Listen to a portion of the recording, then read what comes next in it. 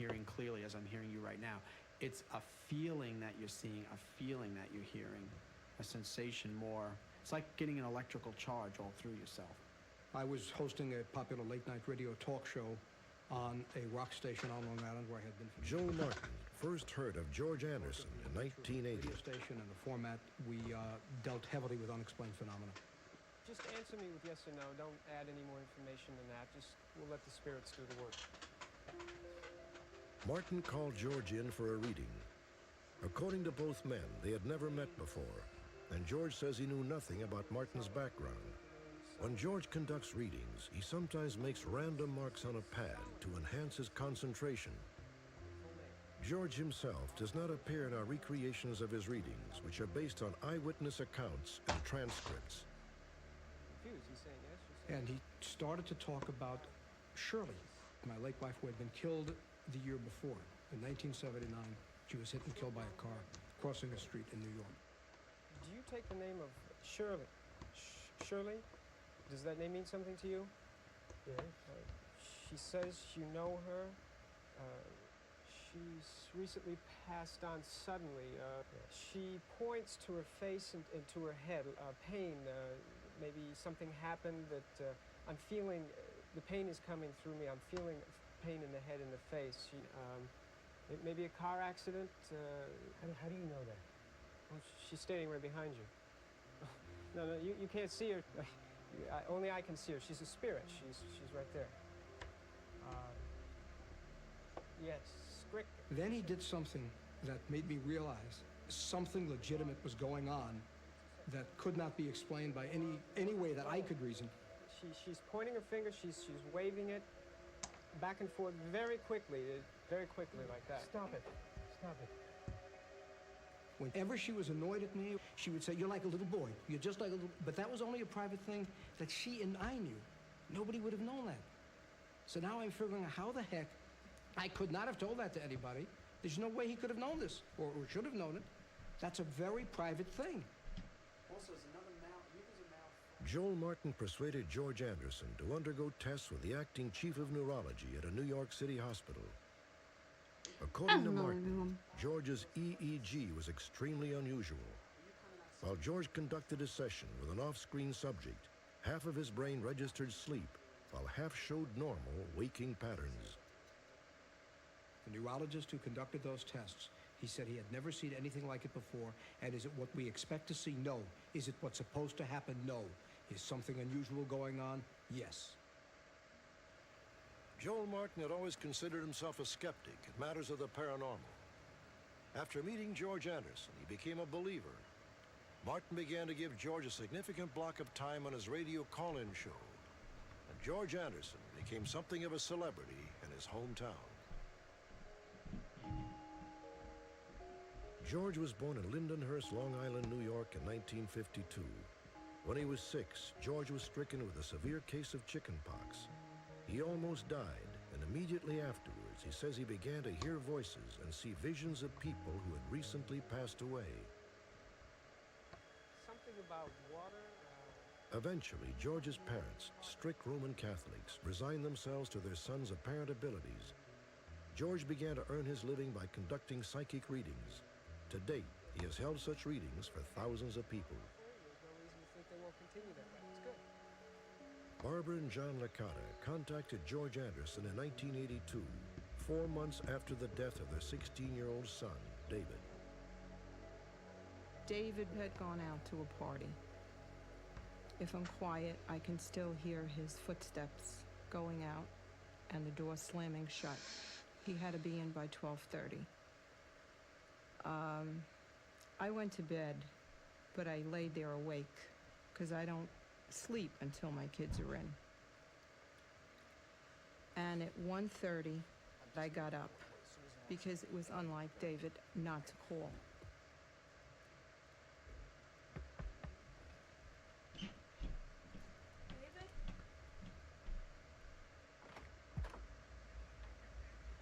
Mr. Licata?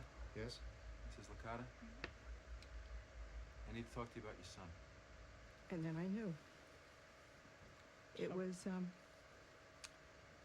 a night of hell.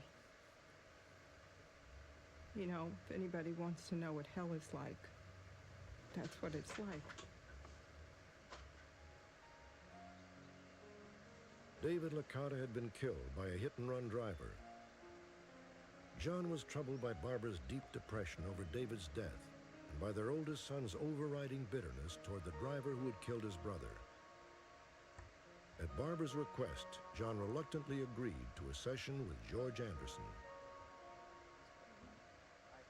George Anderson claims that with the Licatas, as with all his clients, he had no prior information about them. He only knew that the family was in mourning. You recently lost a son? Yes. Some sort of accident passed suddenly. I keep seeing a vehicle of some kind. Yes. He's saying he was at the wrong place at the wrong time. 16? Was he about 16? Yeah, he was 16. He's telling me it's very confusing because he's very restless. Was he very emotional? Yes. Very emotional. Yes. Because he's talking a mile a minute. I can recall their son David coming through very strongly, very high-spirited personality, no pun intended, and also very anxious to reach out to his parents to give them and his family the assurance that he was all right. There were a lot of things, very specific pieces of information that came forth in this reading that there was no way that George could have known, because he didn't even know who I was, much less link me to this information. A lot of hostility. He's saying hostility about this. His brother, your Yes. son, very hostile, still holding bad feelings. Yes. He's saying, forgive. Gotta forgive. If he can forgive, everybody else should be able to forgive because he's the one over there. I felt this enormous relief when we made contact with David through George. It was a total relief because I felt like you arrived, you're in the other world, you're still alive, and I will see you again. And there's a reason for all of this. I don't know what the reason is, but I will see you again. 6 years almost to the Hi, day Linda. after David Licata died, another boy, David Elliott of Rochester, New York, was killed in a snow skiing accident at the age of 17. Thanks to you too.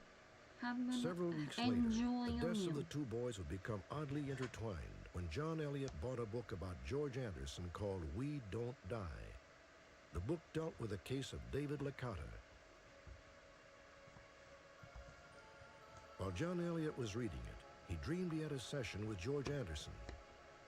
In the dream, George said he saw John's son David standing with David Licata. You take the name David because I'm seeing David Licata with a soccer ball, and he's telling me that your son's name is also David.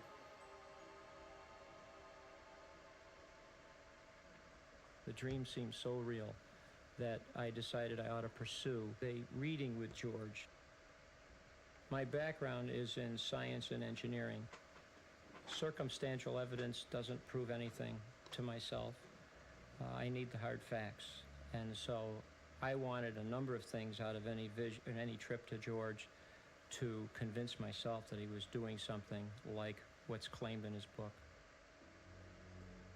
A month and a half after John Elliott had his dream, he and two of his other sons, Mark and Jack, attended a reading with George Anderson.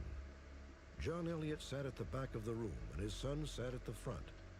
John claims that George Anderson had no idea who they were, or that they were related. And I decided I would sit back and be the skeptic and give him no information. You prove it to me. The man in the back, had a son pass recently. Yes. He's saying, I'm sorry, I've lost the signal. I wanted to see that there was a signal involved. I wanted to know that he wasn't reading my mind. And he goes, I have to stop now. I lose the signal, quote, signal, when lightning storms arrive. And I sat there like with my pen checking off number one. There's a signal involved. it's not real clear, but something about 17. He 17. Does that mean anything? Yeah. His age? Yes. He was 17 when he passed. Passed suddenly? Yeah. George Anderson's attention then shifted to one of John Eliot's sons. Do you have, do you take the name Madeline? Yes. A mother vibration, maybe grandmother? Yeah. Grandfather, Donald. Married to Donald? Yes. They're around you now. Now your grandparents are moving over behind this young man here. They're saying protecting. Are you two brothers? Yeah. Yes. They're saying yes. Sport. I'm getting a lot of sports here. Do you play? I'm seeing some sort of a hoop or and a ball. Maybe basketball. And then Mark spoke up at soccer, I play soccer. and George says, "Oh, this is really strange." And I'm listening to all this and saying, now what could be strange to a psychic? And that hoop. And what was really strange in my mind is if he's got this vision of a Licata boy with a soccer ball, that would even be strange to a psychic. Oh, okay. Now I understand. Because all of a sudden, I'm seeing David Licata is there, dressed in his soccer uniform. I'm seeing David Licata. He's wearing his soccer outfit. He's here as a clue. The name David and soccer. Do you take the name of David? Yes. Yes. You're David. You're father of these two boys. Yes, I am. And you've lost now he's coming. Okay, you've lost a son named David. You've lost a brother named David. Finally, he's coming through. Boy, that was freak. I didn't know why. David Licata is there. He's saying yes. Now your son is coming through. They're talking and almost laughing about it. He used him as very clever but very freaky. Your son is coming. I'm sitting there having George relive my dream, and my parents identified, and I would call myself numb. I sat there and was amazed by just about everything I'd asked for happened, and I came away without being able to doubt him. I definitely have changed my attitude towards a life after this. Over the years, I've learned to accept and believe that David, as well as all the rest of my relatives, are with us all the time. I constantly question it. I constantly say to myself, gee, if this is real, why doesn't it work like this? It should work like this. I should be able to do this. But I can't doubt it just because it doesn't work the way I feel it should work or the way you feel it should work. It's working the way it's supposed to work, and I guess it's easier just to accept it as it is. To satisfy our own curiosity about George Anderson's apparent ability to communicate with the dead, Unsolved Mysteries asked a bereaved family from Queens, the Kenneth Silvermans, to meet with George. As far as we were able to ascertain, George Anderson and the Silvermans had never met, nor did he know anything about them or their son, who had recently passed away. 33-year-old Barry Silverman died last February, the victim of a virulent form of cancer which spread to his lungs. Something is changing within your... Barry's parents and his sister Joy agreed to a session with George. What you are seeing is an actual reading conducted by George Anderson, shot with multiple cameras. Well, there's definitely two male presences around you, and I'm sure there's two males close to you passed on someplace, so don't say anything, let me just go with it. Someone also claims to be your dad. Your dad passed also? Yes, because somebody's behind you. Does your father have a good sense of humor? Because he joked. He said he doesn't want you to feel left out. He claims your boy is with him. So you obviously must have lost a son, because he keeps saying your boy is with me, and I'm sure he passed on as a young adult, but he's still your son, he's still your boy. I hear the name Barry. Does the name Barry mean anything to you? That's our son. Barry says the message that I just gave you, this is how you'll know it's for real, that it comes from Barry. Why do I feel as if I lose my air? Does that make sense? Yes. The injury very I feel much. is in here. Right. And he said, I'm losing my air. So there's like pressure in my chest as if I'm injured in the chest, but I'm obviously feeling whatever the circumstances are. Were you concerned you let him down? Yes. Because he keeps saying, you didn't let me down, you didn't let me down, you didn't let me down, but he directs it at you more specifically. Because he pointed at you, and he keeps saying, you didn't let me down. I did let him down. Very sensitive, warm guy. He sends his love to the three of you. As he says to you specifically now when you leave, it's like he's giving orders. He says, when you leave here with peace. He says, you didn't fail me, and he says, now you stop feeling guilty. And he says, you let that go and put your heart at rest. He says, because he's all right, he's at peace. Until we meet again, go on with your lives. Try to be as happy as you can be. Until we meet again, know that you'll be with me again. One thing about him, he's honest. You hear from him, you'll know it's for real. And with that, he withdraws with the others. Pray for us until we meet again, and there they go. Okay, you can relax. Away they went. I feel a lot better, I really do. I feel that Barry's really with us, and you know, we'll be together someday, and, you know, though that doubt is, you know, human beings are funny. I guess you never get rid of it completely, but I feel much more convinced. I am just so relieved to hear that he's not suffering and that he's happy. And I do believe he spoke with George Anderson, and there's so many things that he has told us that were so true that I feel so much better. I feel very relieved. I'm still skeptical. I'm still have my days where I'll walk upstairs and I'll call my best friend in New York City and I'll say to him, this stuff's all a bunch of bull. I don't know why I keep doing this. But then that's few and far between. Then there are the times where you know something is happening that you cannot explain. Plus, when you see the effect it has on the people in a positive way, where it helps them, I guess it's my job to mind my own business and stay out of it and just continue to be the instrument and let the person receive what comfort comes from it. And that's what I try to do. As much as we might want to believe in George Anderson's abilities, our rational, logical minds tend to discount them. Still, after seeing George Anderson in action, one might speculate, to paraphrase Shakespeare, that there are more things in heaven and earth than are dreamt of in our philosophies. Smash! Next, the tragic story of a couple charged with the murder of their own daughter, plus an update in which our viewers help close a case.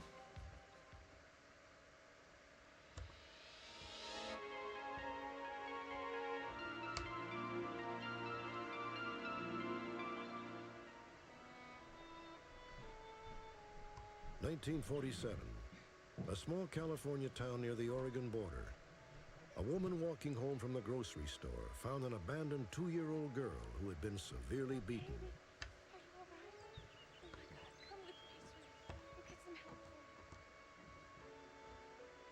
Through newspaper articles, the little girl was identified as Mary Jane Medlin of Selma, Oregon. Smudgy. Police arrested Mary's mother and her boyfriend on charges of child abandonment and assault with attempt to commit murder. Both were sentenced to 20 years in prison. Mary, her older sister Leoma, and her baby brother Jimmy eventually became wards of the state and were placed with different families. In 1991, Mary finally found her sister Leoma. They immediately joined forces to find their younger brother Jimmy, whom Mary had only seen once when he was just an infant. Well, I feel that the missing link is Jimmy, to make our family complete. And I would like to know where he is, what happened to him, what kind of a life he has, and like him to know that we're here, and that we're his sisters.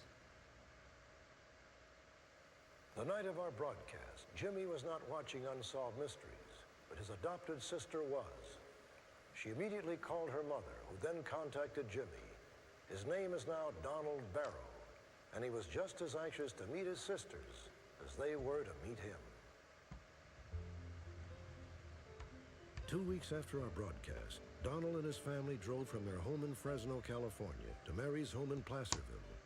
Donald, Mary, and Leoma had not seen each other in 45 years. Must be Donald. I am. Oh, we didn't think you were gonna make it.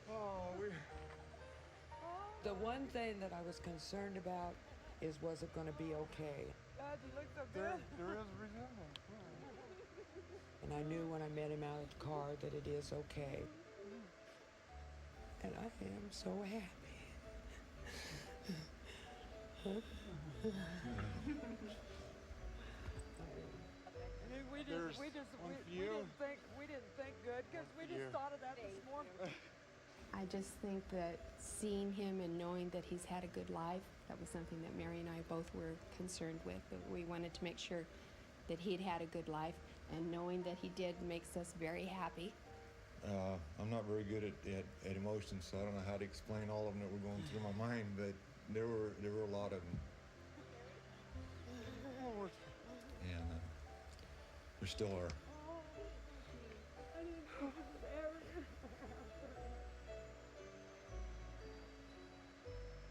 Now I'm gonna find out what it's like to be a baby brother. And I still get to be the oldest sister. And we all know I'm the middle child.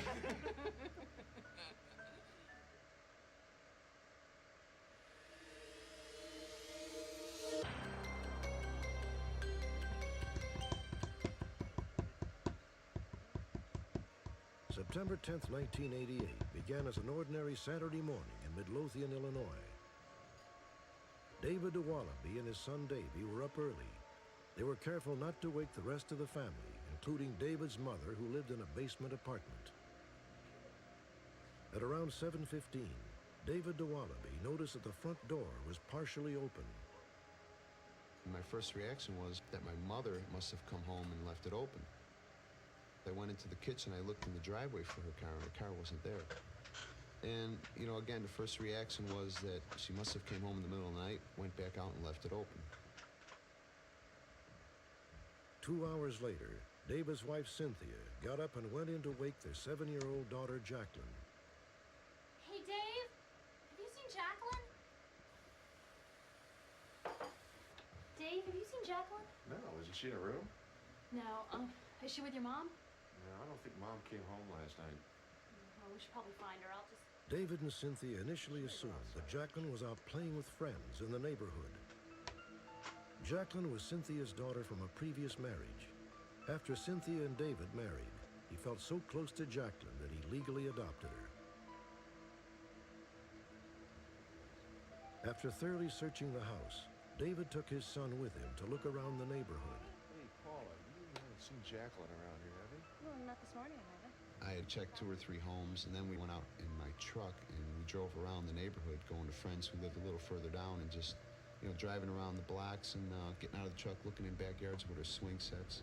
Jacqueline! Jacqueline! Jacqueline? I started to get more nervous. Started to walk quicker and call louder. When I went back into Jacqueline's room, and I noticed that her comforter was missing, and that it was very unusual for her comforter to be missing because she doesn't play with it. Did you find her? No, we've been every house in the neighborhood. No one's seen her. I've been through the whole house. She's not there. Her coat's gone. Do you know where that is? No. All right, well, I'm going to go check the Morgans. Okay, I'm gonna get... I was cutting through my yard to look into my neighbor's backyard, and that's where I noticed the window. The window to the basement apartment had been broken into. It appeared that an intruder had used it to gain access to the house. Dave, call the police. Is this a picture of Jacqueline? Yes. Can I hold on to it? Within hours, the DeWallaby household was swarming with police and FBI agents who assumed that Jacqueline had been kidnapped. They set up wiretapping equipment to record any calls which might come in with ransom demands. But a kidnapper never called.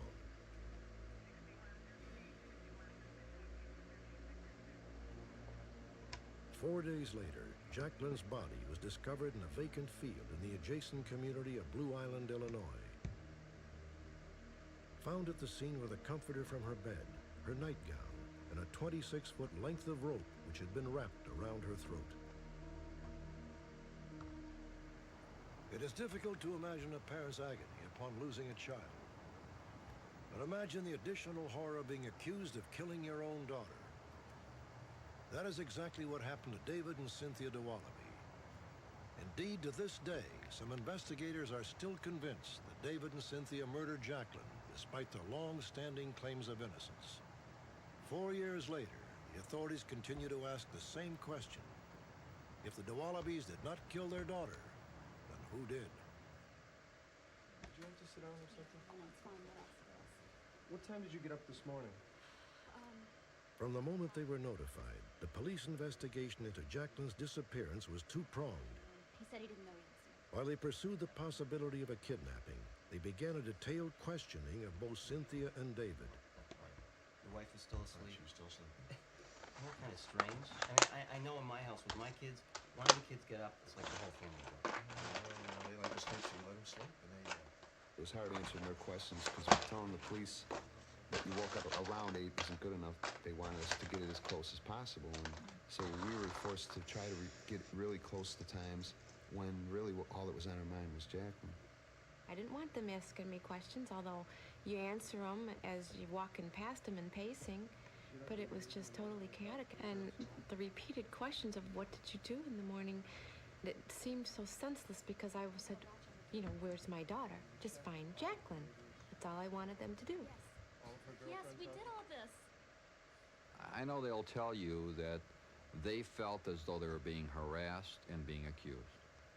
I think any reasonable individual's got to understand that you're in the house, your daughter's missing, you're a suspect. The investigators naturally directed their attention to the basement window. Initially, they believed that the window had been smashed by someone on the inside to suggest that an intruder had broken it to gain entry. People call you David. Yes. You're over 21 years old. Yes. On Sunday, September 11th, the day after Jacqueline disappeared, David agreed to take a polygraph test at FBI headquarters in Chicago. Did you help her plan with anyone to cause Jacqueline's disappearance? Smitty, what are you doing? Facing the front. Did you help her plan with anyone to cause Jacqueline's disappearance? No. Are you withholding any information? As I left, I asked the agent next to me if I passed, and he said I passed with flying colors. 3 days went by. The police still had no leads to Jacqueline's whereabouts. They requested that David and Cynthia sit and wait. Yeah, I remember the days were very long. You know, the days seemed like weeks. And then the night, Cindy and I would be in the room trying to imagine where she might be. I just remember that's all that was on our minds, is trying to figure out where she could be.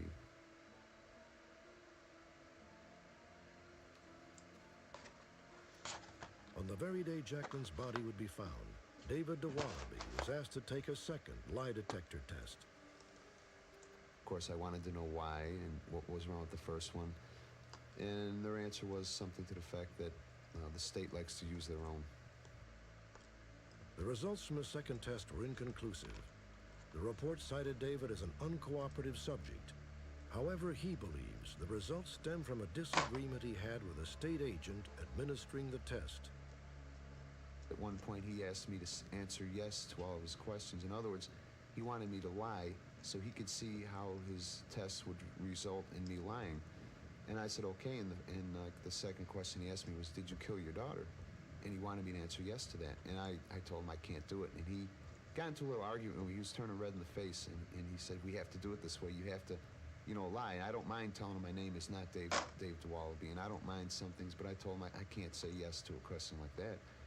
And it upset him. After the second test, David was interrogated for another 5 hours.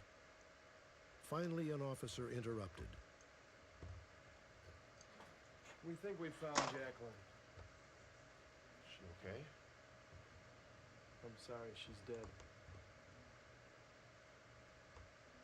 I was convinced that these police were lying to me about my daughter's death as a last-ditch effort to try to get me to confess to something.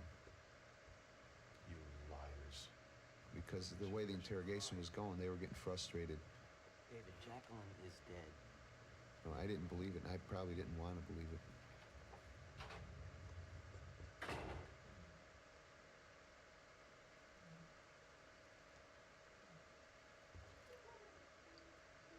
When David returned home and saw his wife and mother, he knew the police had told him the truth.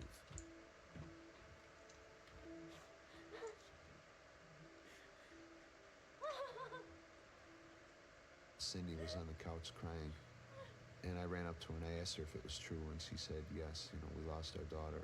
The feeling was, well, it can't be, like, it's impossible. It's just too much of a bizarre nightmare, you know, to be real, and you feel like it must be a dream. It was hard to accept, very hard. First thing I said was, who did it? Who would do this? I can't explain how I felt because I think I went into shock because I just laid on the couch crying.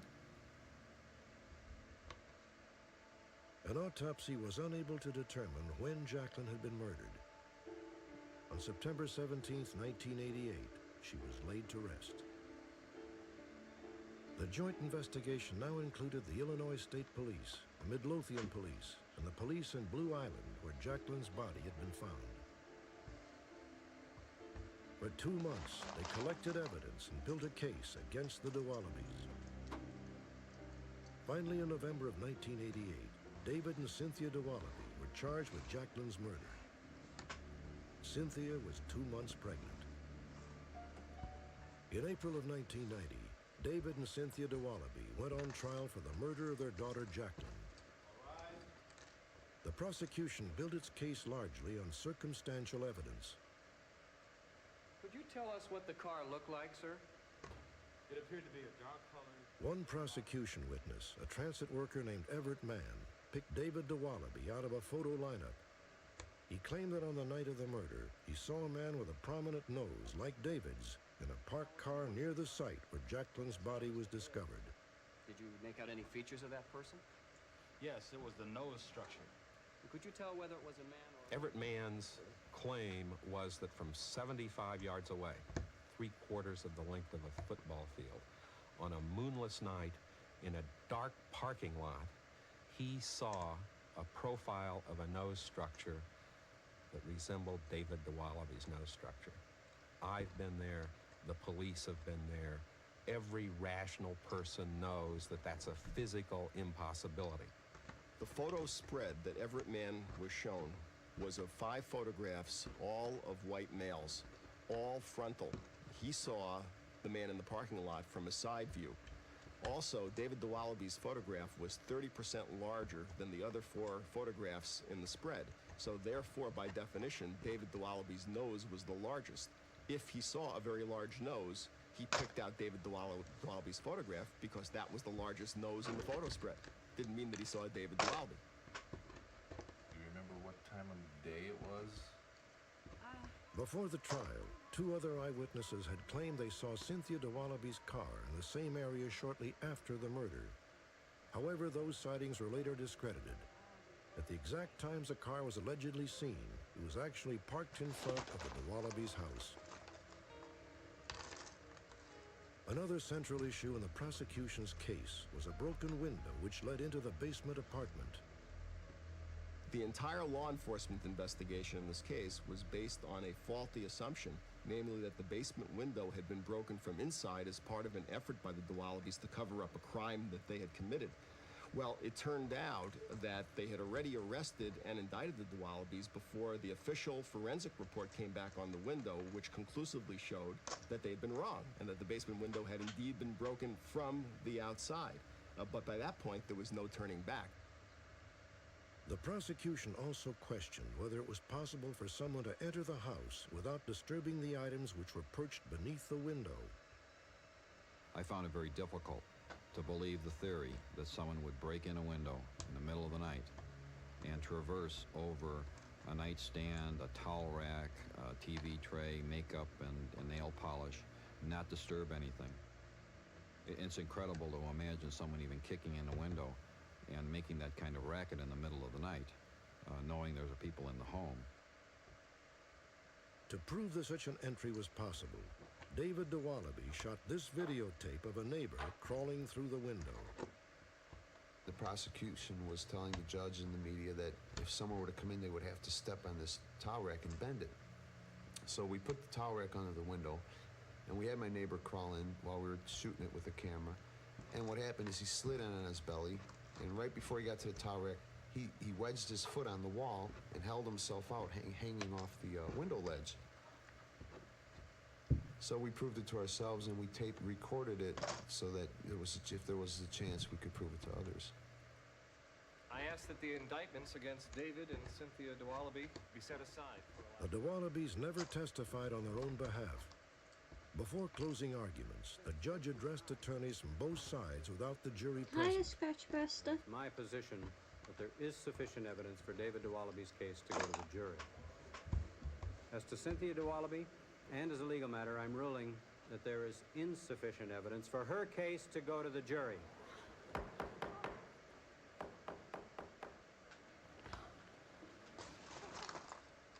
The court was adjourned for a while, and we just kept telling David in the hall that he was next and he was next. That this is obviously where the juror's heading also. Have you reached a verdict in this case? Yes, Your Honor, we have. The jury deliberated for 3 days on the fate of David DeWallaby. I was really up. I felt for sure we were going to get a not guilty verdict. Will the defendant please rise? You know, of course, I'm so anxious. I was trying to read into the judge's eyes, into his reaction of what it could be, but I was getting nothing. We, the jury, find the defendant David DeWallaby guilty of murder in the first degree. We, the jury, find the defendant David DeWallaby guilty of concealment of a homicidal death. I think I went into shock. I wasn't even conscious of anything around me. It was unbelievable. It didn't matter what happened to me at that point, because I really wasn't there, even though I was. David DeWallaby was sentenced to 45 years in the Stateville Maximum Security Prison in Joliet, Illinois. But even as he began serving his sentence, a grassroots movement was being organized by Cynthia and friends of the family to reverse the decision. Their efforts caught the attention of Chicago journalist David Protess. In a series of newspaper articles, he criticized the official investigation. Well, Carol, the DeWallaby trial ended in a split decision because it was a circumstantial case. There was no physical evidence. Later, television reporter Paul Hogan collaborated with Protess in a series of investigative reports. To be that way. Our expert says state police evidence technician, whose primary job was to seek out and collect all physical evidence, should have immediately collected and inventoried the glass. Instead, he waited 3 days and then had to retrieve it from a trash basket. He should have... The news reports and shifting public sentiment brought about a stunning turn of events. He's just about ready to come out. Oh, that's great. Yes, we just got the phone call. In October of 1991, the Illinois Court of Appeals unanimously overturned the verdict and dismissed David DeWallaby's case. He was released from prison after serving 18 months. Today's not a day to be bitter or to look back. I'm just looking forward to seeing my family. So maybe in a few weeks or so, once it's sunk in, I might look back and decide what to do next. But what are you going to say to the kids? And the appellate court, in my mind, did not find David DeWallaby innocent. They released him for lack of evidence. Someone in that home was responsible for Jacqueline's death, and I still believe that. I haven't discovered any evidence and been told any other, given any other facts that would lead me to believe any differently. We're left with the mystery of what happened to Jacqueline, and we wonder all the time what could have happened to her, who could have hurt her. You know, we just want the ability to try to go on, but we want to find out what happened to Jacqueline. You know, we want justice. What it all boils down to is we lost a precious little girl. Nothing beyond that is as bad as losing Jacqueline. Going to prison, being accused of this crime, it's all bad, but it doesn't compare to losing Jacqueline. So that was the hardest part of it all, and we keep falling back on the same, on Jacqueline.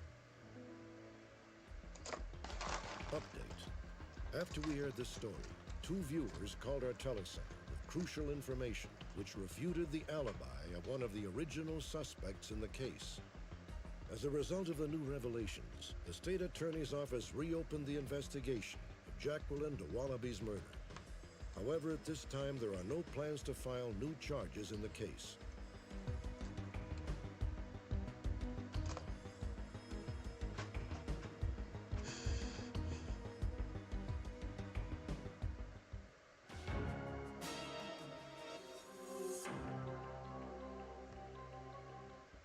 Join me next time. Perhaps you may be able to help solve a mystery.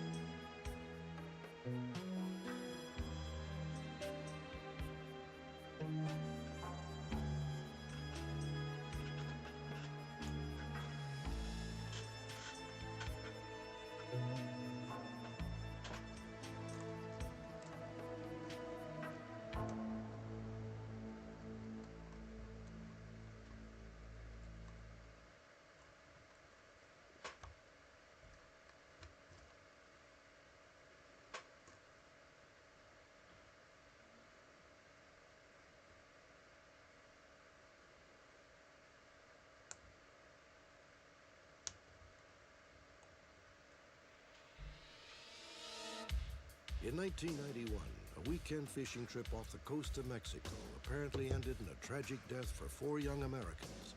But 2 of the bodies were never recovered. Ever since, repeated sightings of a strange young man have been reported up and down Mexico's Baja Peninsula, convincing many that one of the victims, Gordon Collins, is still alive and suffering from amnesia. Tonight, Gordon Collins' family needs your help. Perhaps you hold the crucial clue that can bring their son back home. Join me for this intriguing new case and more on another edition of Unsolved Mysteries.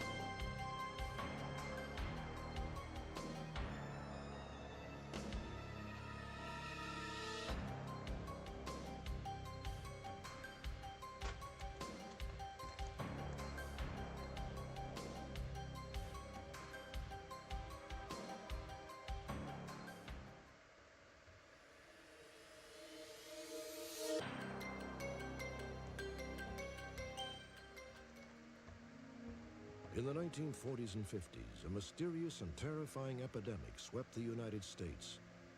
Polio. The victims were almost all children. Thousands died. Thousands more were crippled for life. Yeah, maybe. In 1952, Dr. Jonas Salk developed a vaccine against polio. It was nothing short of a miracle. Yeah. But for many children, it was a miracle that came too late. Such was the case for Judy Davis of Beverly, Ohio. Judy was just 5 years old in 1949 when both her legs were hopelessly crippled by polio. My attitude toward polio was, it was a challenge. My parents decided that I was going to live as normal a life as possible, and regardless, the doctors wanted to put me in a convalescent center. And my mother just hit the roof. She says, no way that child is going to live as normal as possible. And I did. When she was 8, Judy was enrolled in a special elementary school. Then at the age of 12, she entered a regular school, where her braces and crutches provoked fear, stares, and comfortable giggles.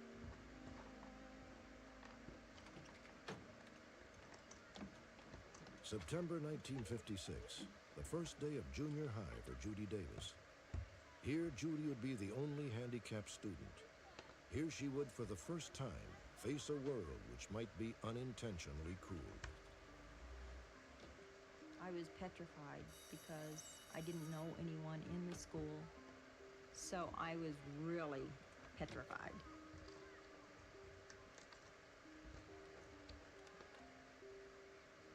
Oh, my father, he was the type of person who encouraged me to do things for myself, and he kind of instilled in me that there was nothing I couldn't do as long as I tried.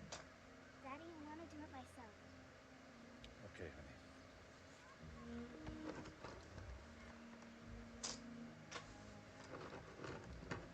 I was able to get in and out of the car by myself, and I would have been able to climb the stairs to the school if there was a railing, but there was no railing.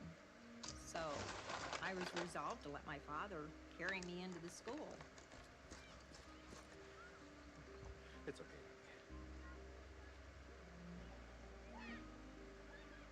Seeing all the kids stare at me when I entered the school, it was really an awkward feeling because it was something new for me, and I'd never had that before. My father carried me up the steps and sat me down at the top of the stairs, and this girl comes over and she says, Hi, I'm Becky. Can I help? Thanks. Well, what homeroom are you in? The letter said 102. That's the same one I'm in. It's Mr. Hawkins. He's pretty good. Come on, I'll show you. Okay. Bye, Daddy. Bye, honey. Judy had made a real friend. In the weeks that followed, she and Becky Terry would become inseparable. Becky was a very warm person. Very warm, very outgoing. I mean, she had to be to be so open with me the first day of school. But the other kids in the school, it was like I was an alien from outer space. And I felt that way. Except when Becky was around. Around Becky, I felt like everything was possible. She made me feel like there was no braces, there was no crutches, that I was just like her. All through 7th grade, the girls' friendship grew. In 8th grade, Becky and Judy even took to coordinating their wardrobes. They were often mistaken for sisters, and in fact, no sisters could have been closer. Becky and I talked about music, we talked about boys, we talked about marriage, we talked about everything under the sun. But Judy and Becky's favorite subject was definitely boys. At the junior high, serialized horror movies were shown each day at noon. Before long, a boy began sitting next to Becky. All of a sudden, he wasn't just sitting there, he was holding Becky's hand. Knowing Becky had a boyfriend was, I don't know, it was kind of sad for me because she had a boyfriend and I didn't have a boyfriend. So I felt kind of left out. Becky's boyfriend was David Major, a fellow 7th grader. But Judy was so shy that she couldn't bring herself to talk to David or to any other boy. Judy, I can't help you turn your books. Well, one day Becky had a big load of books, and she wasn't able to carry my books on top of her books. I'll be fine. Are you sure? I mean, give David or one of his other boys to help you. They're right there. Can't ask boys. Yes, you can if it means you might fall. I'll be fine. Are you sure? I'm sure. I was so shy, I would rather have died than to ask a boy for help. I was very shy at that age, especially around boys. So here I was trying to carry maybe 3 or 4 books, plus pencils, and a notebook, and they fell all over the floor. Oh, here, let's help you with that. had a class with David, so I knew who David was even before Becky and he became involved. And shortly after Becky and David became an item, they broke up. And Becky decided she liked this boy named Gordon, and evidently he liked her because they started holding hands in the movies. And David started holding my hand in the movies. So I was really thrilled about that. We're in a camera. It was real exciting because now we both had boyfriends. Go on then. A few months later, Becky came to Judy's house in a somber mood. The girls had been through everything two friends could experience, except separation.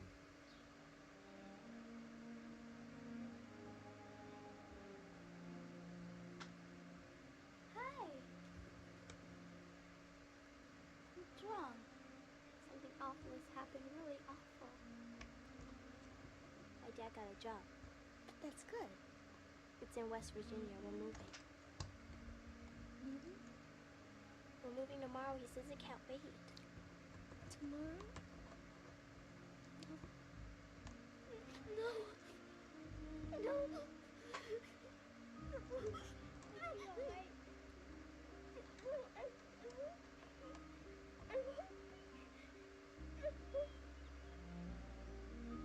I was brokenhearted when Becky told me she was leaving.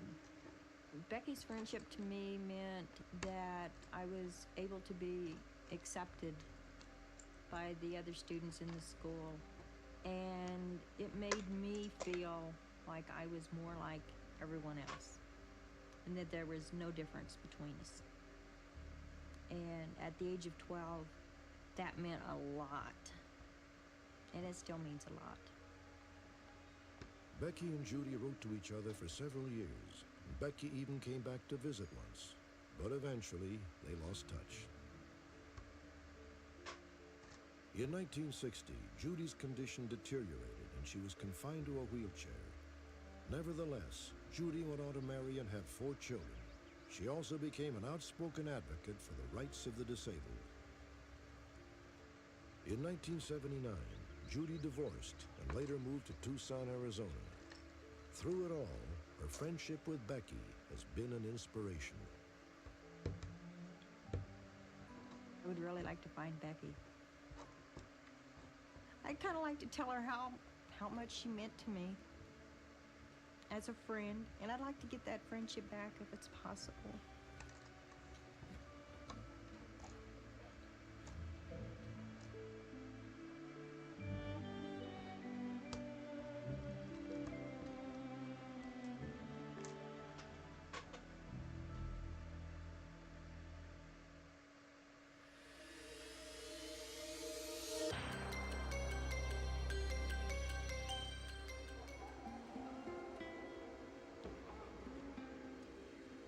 September 1991.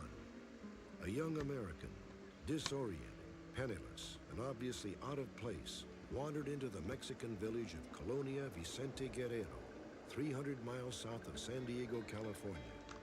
He lingered for months, living on handouts, depending on the charity of strangers. For one California couple, tales of the young stranger were a ray of hope in the search for their 34-year-old son, Gordon Collins, who had been missing for 5 months. I know he's alive. We have our priority now to try to find him. And I can't get on with my business. I can't get on with nothing until, we get him home. Inside your heart, you're always longing to that day you're going to be able to hold him and know it's for real. The strange saga of Gordon Collins began on April 19th, 1991. He was vacationing with his girlfriend, Anastasia Seals, and another couple near Santa Rosalia, a popular deep-sea fishing spot midway down the Baja Peninsula. 4 days after they arrived, the group secured a boat at a local hotel. Gordon's friend, Wayne Schwartz, had fished off the Baja coast many times and knew the area well. As the group left port, a fisherman on his way in warned them that a storm was brewing.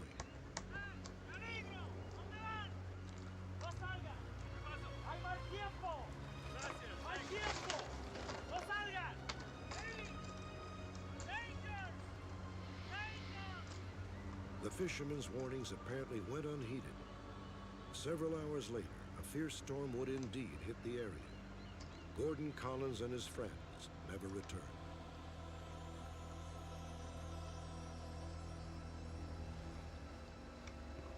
The next day, a hotel employee was sent out to search for them. His search ended 28 miles northeast.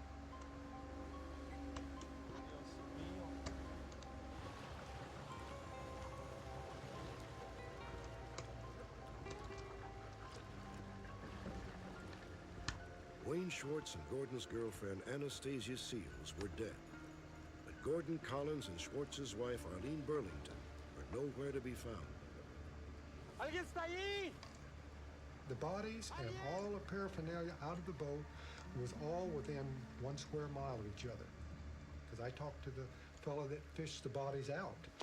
And so we say, well, hey, where's the other 2 jackets? Where's the other 2 people? For 3 days, the United States Coast Guard searched a 250-mile area of the Sea of Cortez in the Baja shoreline. Finally, they suspended the search, pending further evidence. It seemed obvious that Gordon Collins and Arlene Burlington had perished. The U.S. consulate in Mexico asked Gordon and Arlene's parents to sign death certificates.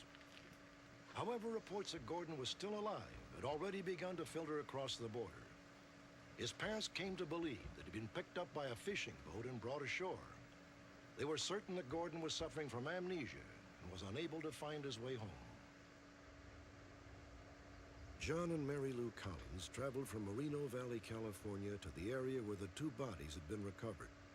They combed Santa Rosalia, desperately hoping for a clue to Gordon's whereabouts. We got flyers made up, and so we were spreading them all out when 2 Mexican fishermen come running up to us and kept pointing to the flyer. He said they seen a guy come out of the water. He just had shorts and he was all cut up, waiting there, trying to get on the bus there at the bus station. I was very excited. Things started fitting together because this is where the accident happened. They found the bodies just a mile and a half off of this shore. It's got to be Gordy.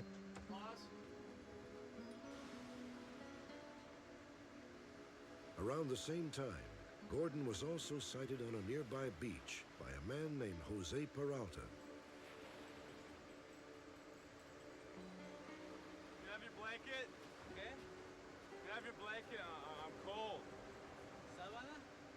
Jose said that Gordy said he was waiting for friends he went fishing with. And could he have Jose's blanket because he was going to sleep on the beach there at Cabo and wait for his friends? Neither lead panned out, and the Collins returned home. It was the beginning of a frustrating, seemingly endless pattern. I would go down until I wouldn't get any more sightings.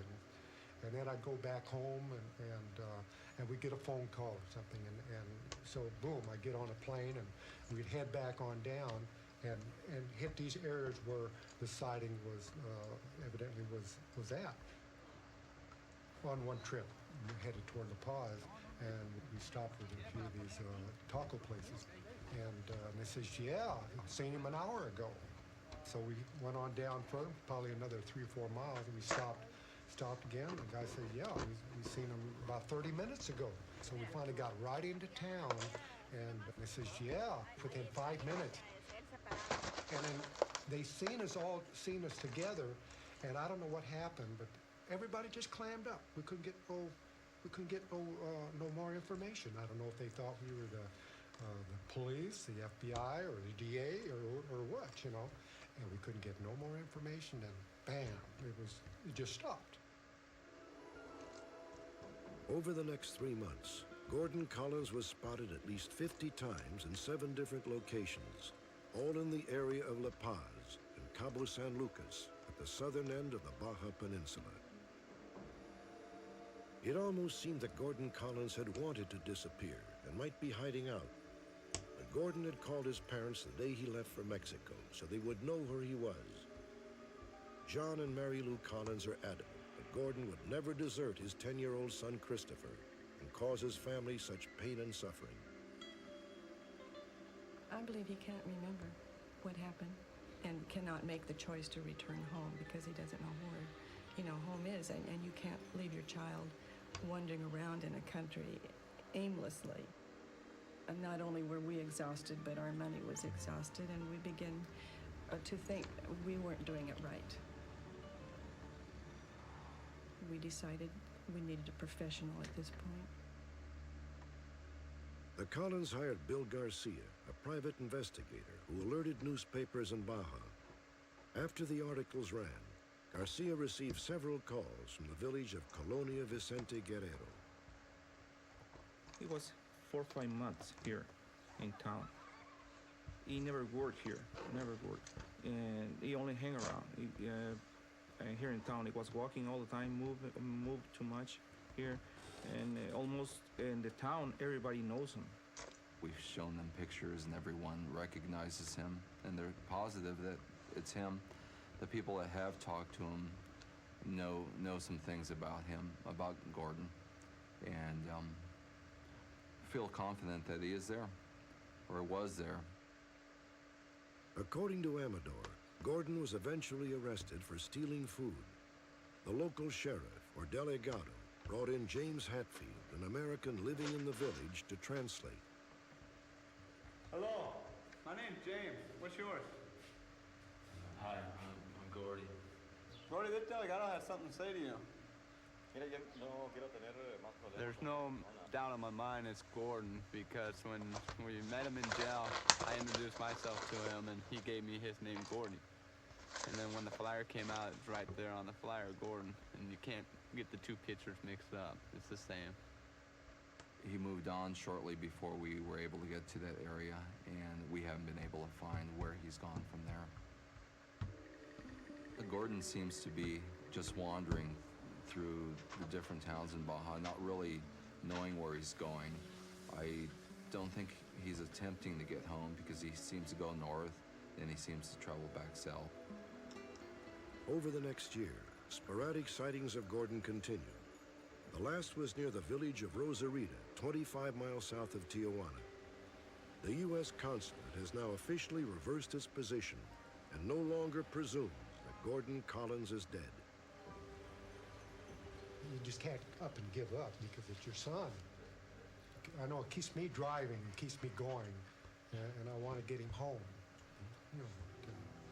to get him home safe and back to normal again.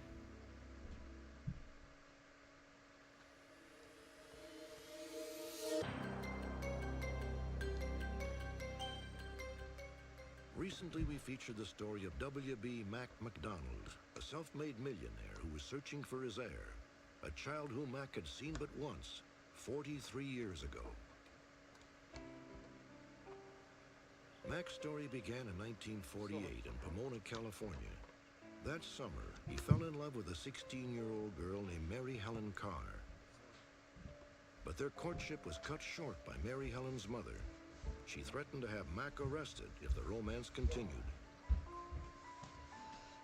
My whole life was revolving around her. Excuse me. It upset me, because I You want a was in retreat? love with a girl, and we were planning on a future together. And here were these tremendous stumbling blocks being thrown out into the path. Mac moved to Houston, Texas. 3 weeks later, Mary Helen ran away from home and joined him. Posing as husband and wife, the young lovers moved in together. But their happiness was short-lived. Yeah. Yeah? Yeah, yours. Yeah, good girl. A friend tipped off Mac that the police were on the way to the apartment. Two in one day, that'd be naughty. Mary Helen's mother had made good on her threats. Authorities carried warrants charging Mac with statutory rape and illegally living with a minor. Fine, I'll call you. Mac made his escape with no time to spare. I was devastated again. They jerked her back to California. And I had no way of contacting her again. Oh, hold on. A year later, Mac returned to California and was shocked to learn that he was a father. He visited Mary Helen and met his child for the first and only time. But fearing that authorities were still looking for him, Mac fled after only 5 minutes. He never even learned if the baby was a boy or a girl. Oh, God.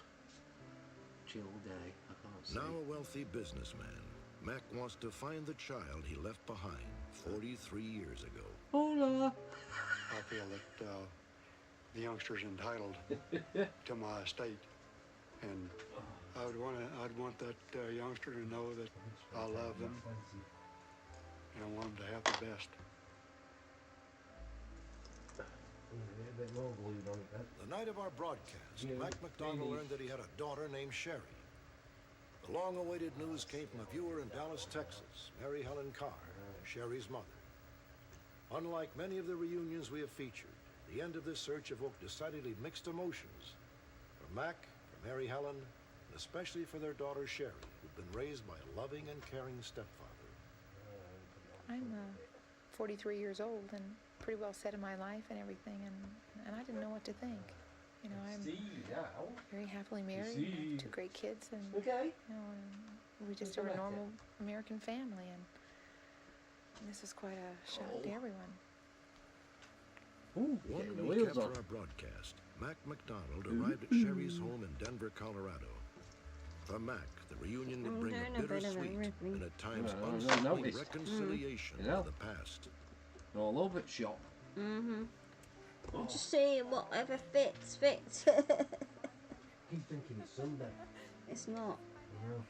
Even I'm been thinking of that. It's hard to describe the feeling that I had for my daughter when I opened the door and she was there. And I was able Because to hold it's her. bank holiday, that's why.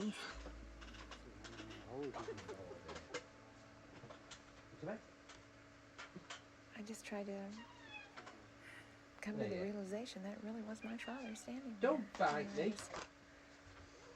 Does he, Don't does call he me. look like What are me? you doing? Does he act like me? You know, I have all these things I need to learn about him. I don't know what to say. I'm still on stage. At this point in my life, to find that there is someone who is my father and who wants to establish a relationship with me, it's just emotionally very traumatic. Apparently he wants to be part of her life. And if that's the case, it's okay.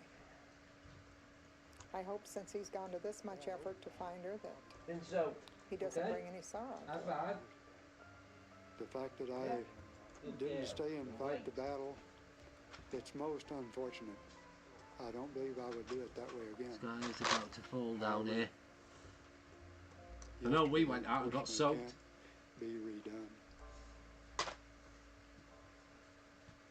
I'd like to. No And matter it's how very you look at it, stormy. he left my mother with a tiny baby, you know, and I have to deal with that.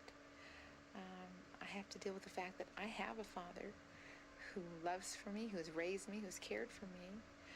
But I believe there's enough room in this family for everyone, and I sincerely mean that.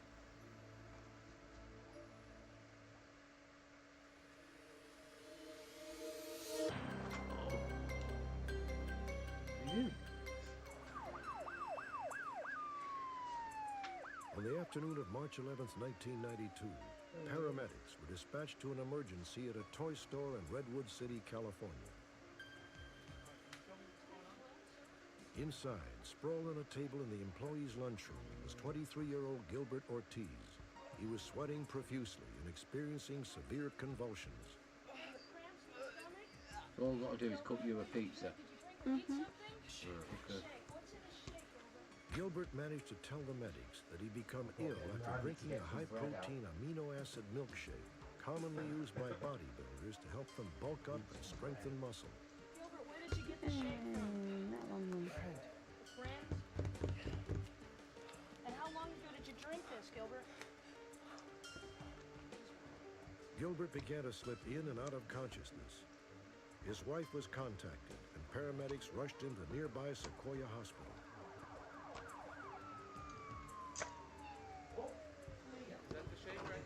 Doctors in the emergency room were baffled by Gilbert's condition. They examined the plastic bottle which had contained the shake and set it aside so the contents could be tested later. Within moments, Gilbert's wife Elizabeth arrived in the emergency room. Doctors hoped that she could provide an explanation for Gilbert's sudden, mysterious illness. The paramedics just brought him over here just a few minutes ago, and they said that after taking that sports drink over there, about 15 minutes later he started vomiting. He's very disoriented. I can't get anything straight out of him. Have you ever seen that bottle? No, never. I've never seen this. You know what we're thinking? We're thinking he might have had an overdose of drugs, maybe some street drugs or maybe something else. Gilbert doesn't do drugs. Are you sure? No, I'm serious. Okay. By 10 o'clock that evening, Gilbert had developed pneumonia and his kidneys had failed. He was admitted to the intensive care unit. He would later suffer cardiac arrest and slip into a coma. As his life hung in the balance, doctors worked feverishly to determine what had caused him to become so violently ill. Sometime that afternoon, a plastic milkshake bottle similar to this one mysteriously disappeared. It was a first in a series of bizarre incidents that would lead authorities to believe that Gilbert Ortiz had been poisoned by someone he thought he could trust. In 1987, Gilbert was serving in the Army when he met Elizabeth Fuentes. They married 3 years later, shortly after the birth of their son, Jonathan. Gilbert took an entry-level position in the toy store in Redwood City, but he and Elizabeth frequently fought over money. In March of 1992, Gilbert received a promotion and the future suddenly seemed brighter. Less than a week later, Gilbert was in the hospital, fighting for his life. Gilbert's mother and sister soon joined Elizabeth at the hospital. They said that while they were in the waiting room, Elizabeth received a strange phone call which seemed to upset her. Yes. Black as a bag. Okay, bye. She got nervous when she came back from that phone call. I don't know why. I don't know what they told her. I need to get something to eat too. And so she decided that she was gonna go see Sent the Jonathan. pig That she was on concerned the about walks. Jonathan for some reason. Wow. And she was gonna go to Gilbert's work Oh, because that's she knew not the good. combination for the locker, and she was gonna go see if she could find anything, because Gilbert Oh, wasn't getting yeah. any better. When was it? Yesterday? I think it was yesterday. And about 2 hours later, she came back. She was hysterical, and she kept saying, Storm "Somebody has chasers Jonathan. caught This guy has two Jonathan. Jonathan. Somebody tornadoes has touched Jonathan." down. What man? That man outside in the parking lot. He said he was going to hurt Well, Jonathan. one of them did, and one of them probably fizzled out. No, the man said he was going to kidnap him. Wait a minute. I thought Jonathan was with your mother. And so I was like, "Wait, your mom has Jonathan." Kidnap Jonathan. I'm going to call your mom. And I went and I called her mom, and her mom, I asked her, "Is Jonathan there?" And then she's all like, "Yeah, he's right here." I'm like, "Why?" I'm like, "Cause Elizabeth just said that some guy had him." While Brenda was on the phone, Elizabeth blurted out a disjointed, frightening story. She said she had been approached by a small boy in the hospital parking lot, who then directed her to a masked man in a parked car. Did you know him? No, he was wearing a mask. What kind of mask? I don't know. He just covered his face. His face. What did you do? What did he say? He said that They're he nice. knew what had happened to Gilbert, Yeah. and that Gilbert had Yeah, that one. drank the wrong stuff. Wow. The stuff in the bag. Bad weather. Weather Inside here the paper is bag was a bottle of pissing liquid it down. insecticide. Calling the police. No, don't call the police. He said if you call the police, he was going to hurt part of the Jonathan. I'm calling the police. The ICU nurse immediately made two phone calls, forget one to the the two National trains. Poison Oh, Control good one, Center right, that. and the other to the Through that Redwood one. City Police. There's no actual top parts of that section. I don't know. I didn't see it after the paramedics. 5 days later, Elizabeth was questioned about the mysterious masked man she said had handed her the insecticide. So tell me about the little boy that ran after you. Well, when I was in my car, I turned on That'll my car be the and top I was, part of the arch. For about The first hour Look. of the interview, she maintained the These. story that she had given the officers Oh, and the them. nurses. Yeah, did the same, there are arches above the stating wheels. that the man with the mask and a little boy. You're on the right and track. She told me that she thought it Yeah, was Pardon definitely a the strange tongue. story, but it was the Saturday, truth. but nothing reported. Elizabeth, if what you're telling us is the truth, how would this guy have known that really Gilbert drank stormy this here thing? yesterday. Wind How'd you came know? out of nowhere. How would the and little it was boy know? Blowing. I don't know. Trees were just I don't know. bending I've over. never seen anything before in my life. Your story doesn't make sense. I still couldn't believe what she was telling me, and so my partner and I started to jam her by, telling her certain things to see how she would react, like we knew more than we actually did. And that man gave me the bottle. There was a witness in the parking lot. He didn't see a man with a mask, and he didn't see a little boy. All he saw was you. There was no masked man, and there was no little boy. Okay, all right, okay. I made that part up. Why? Because the doctor, he said that whatever Gilbert drank was in the house, okay? And so I went, he asked me if I had any insecticides, and I looked, I searched in the house, and that's when I found the bottle. Why did you make the story up about the man with the mask and the little boy? Because I was scared. I didn't know if Gilbert had done this to himself on purpose. She told me that maybe he was trying to hurt himself, and so I asked her, you mean you think he was trying to take his own life? And she said, yeah, maybe he was depressed, and I didn't want him to get in trouble. Elizabeth, would you be willing to take a lie detector test? That's part of your I have a carriage, job isn't it? interview, okay? So I gotta go. What about the Oh, lie yeah, detector it test? I helped. Okay, when? Later this afternoon after your interview. Okay, I'll be back. Elizabeth never returned to the police station. The next morning, Detective Anderson reached her at her mother's house in San Francisco, 20 minutes from Redwood City. This time, Elizabeth refused to come in.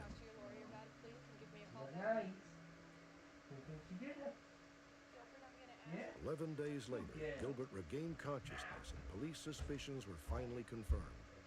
Gilbert had apparently been poisoned by his own wife. Elizabeth, she was working for some people, and she called me about 12 or so and told me she wanted to have lunch with me. Gilbert explained that Elizabeth had told him about a co-worker's son who had bulked up by drinking amino acid milkshakes. I lift weights and all, but I could never get big, and that's the kind of guy she likes. Do you know this guy? Some guy she worked for. So she mixed something up and brought it for you to drink? No, the guy mixed it up, gave it to her. She came to my work lunchtime and dropped it off. Gilbert said Elizabeth met him around 2 p.m. in the toy store parking lot. Hi. The shake was already mixed in a plastic sports bottle. Tell me to tell you to drink it before you eat anything. Smells like chocolate. What did he say was in it? Amino acids? They're supposed to make me stronger? Yeah. This guy is real big. He's real buffed. And he said it might taste a little nasty, but it's okay. It's supposed to. Well, actually, I didn't open it until I got inside. It looked like a real shake. I mean, like a chocolate shake. That's what it looked like.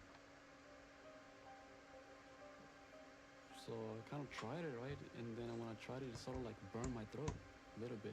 I said, maybe that's what it's supposed to taste. I don't know. I don't know if it was supposed to be sour or, I don't know, spicy. Because it was spicy. But I thought that's the way it just was. And I kept drinking and drinking it, but I didn't touch the food at all. And pretty close, I almost finished the bottle. And then I started feeling really hot. And my throat's really burning. And I was all shaky. And then I felt like getting sick. And I passed out.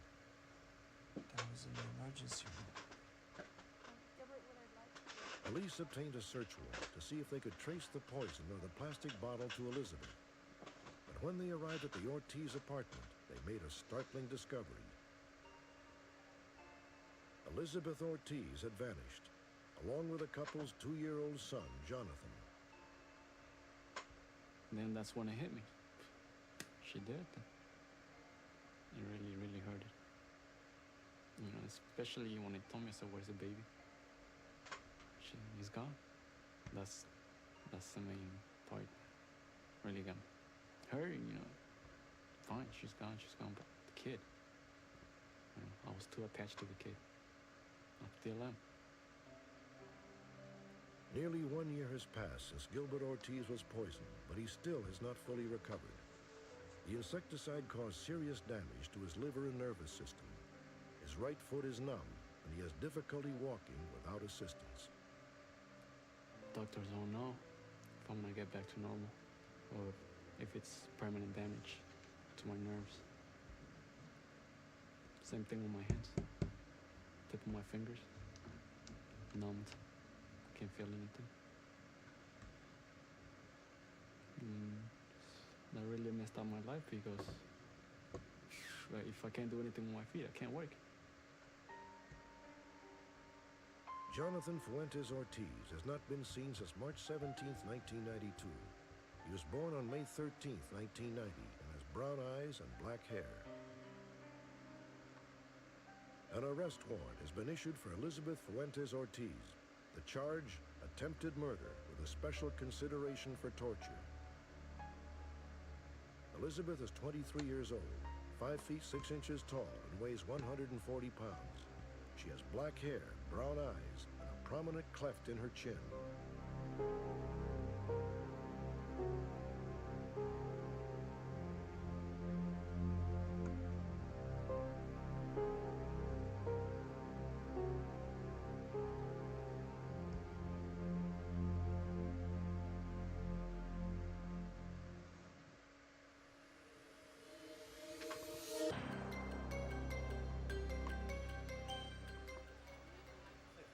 On a previous broadcast, we featured the agonizing story of a young English woman, Delia Fasani.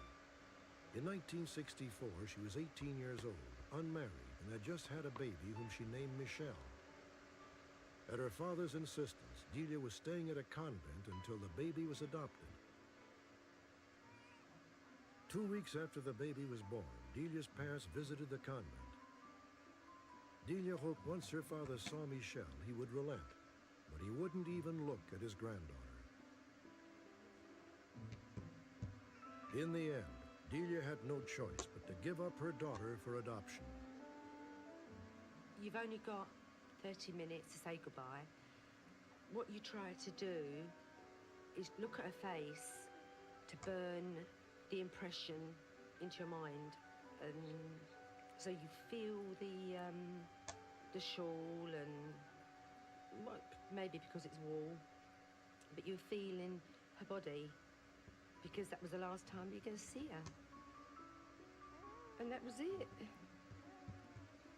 I can't explain it. 1 minute I had a baby, next minute it was gone.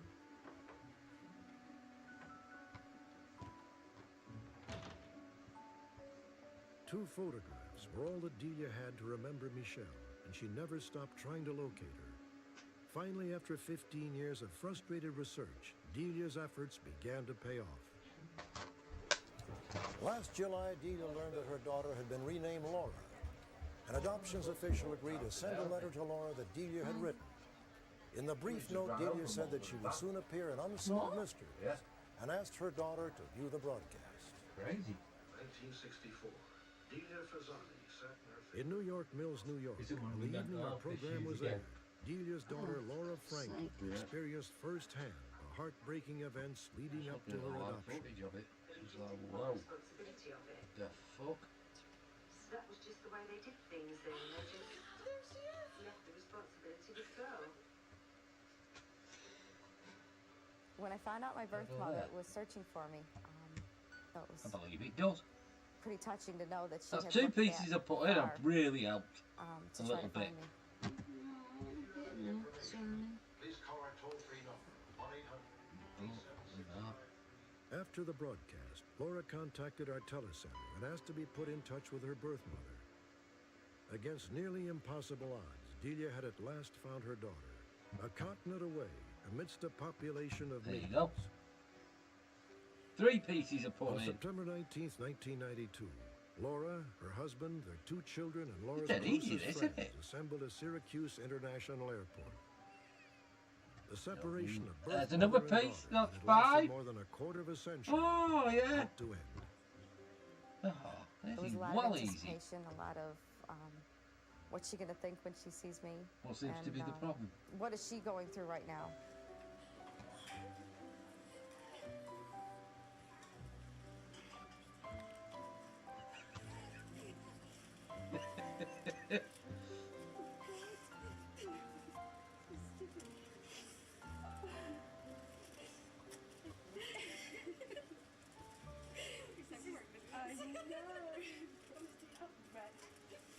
She was everything and more that I'd expected. Absolutely everything. She's a beautiful girl. Proud of her. Before Laura's adoptive mother died in 1989, she had shared all she knew of Laura's background. There's hundreds of them. Delia and Laura could now fill in the remaining gaps, nearly 30 years of family history. Finding my birth mother now, I don't think has really changed my life as much as it has probably enhanced it, because now I can find out some about my past and my history and things that I never thought that I would ever find out about. I can't replace her mother, but I'd like to think that I could be pretty close. The September reunion is only a beginning. At Christmas, Laura and her family plan to travel to England, where they will spend time with Delia and the many relatives looking forward to meeting them for the first time. It comes down at one angle, doesn't it?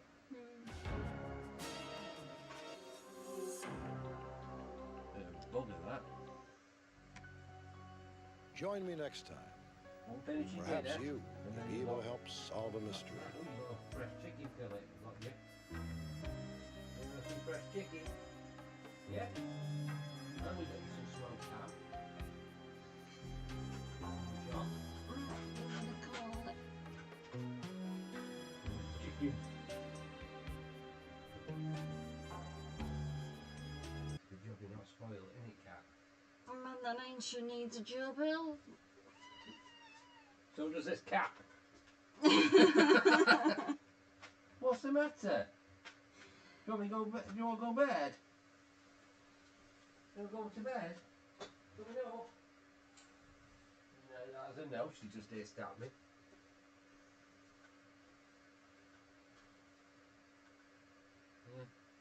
Yeah. That's what I mean. You feed her. I just told her she's getting nice fresh chicken fillets cooked for her tonight. And then she just starts having a go at me. Starts hissing. Hissing at me, striking her head off. I don't want that. Give her your bleeding gibbon. She's got to bed now. I knew it. Don't tell her to go to bed, she does it herself. Yeah, she's gone. She's gone. I just said you ought to go to bed and she just hissed at me. Nuts, that cat is. I don't think I need bloody kids.